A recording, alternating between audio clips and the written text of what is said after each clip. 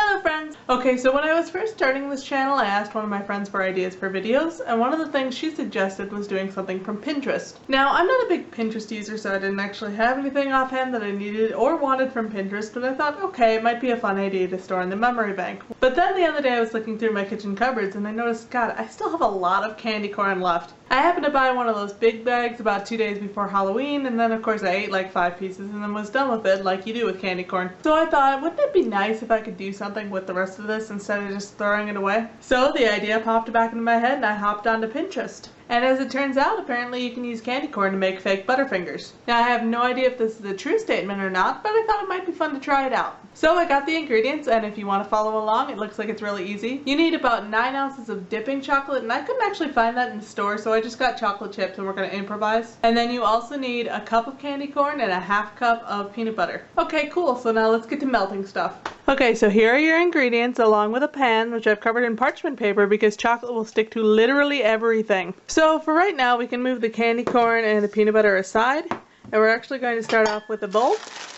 and about half of our chocolate. And is that about half? Sure, we'll just go with that. Now the recipe says to take your chocolate and put it in the microwave for like 30 seconds at a time and mix it to make sure it's melting, but I'm not that fancy, so I'm just going to stick it in. Fuck! Next step, spill chocolate all over your stove.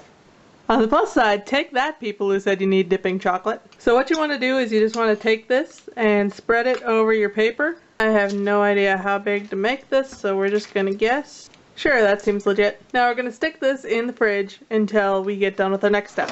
And I don't have anywhere in the fridge. Really should have thought this out ahead of time. Now we take a new bowl because we're not heathens, and we're going to add our candy corn to it.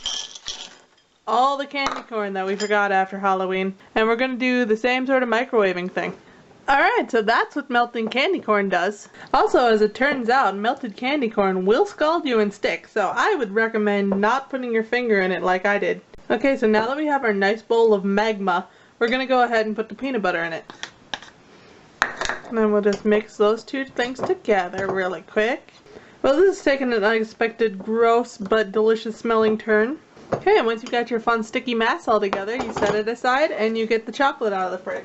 I was going to say that the chocolate actually did set, but then I got chocolate all over my fingers. Then we take our fun mixture and we put it on the chocolate and try to spread it. Well, that was actually surprisingly easier than I thought it would be. Now we're just going to stick that back in the fridge for about 15 minutes and let it harden. Okay, once your 15 minutes have gone by, you want to take your old chocolate bowl and you're going to pour the rest of the chocolate chips into it and melt those. Okay, we got our chocolate, so we're going to grab our concoction from the fridge. And this is still a tiny bit warm, but you know, whatever. Then we're just going to go ahead and pour the chocolate over the candy corn and peanut butter mixture. Now, I would be lying if I said that I didn't taste candy corn dipped in peanut butter during the break to see if it tasted like the inside of a Butterfinger. Unfortunately, it does not. It was a little disappointing. Now when you're done spreading out all the chocolate, you're supposed to put it in the fridge to let it cool, but I'm going to put it in the freezer because I'm impatient.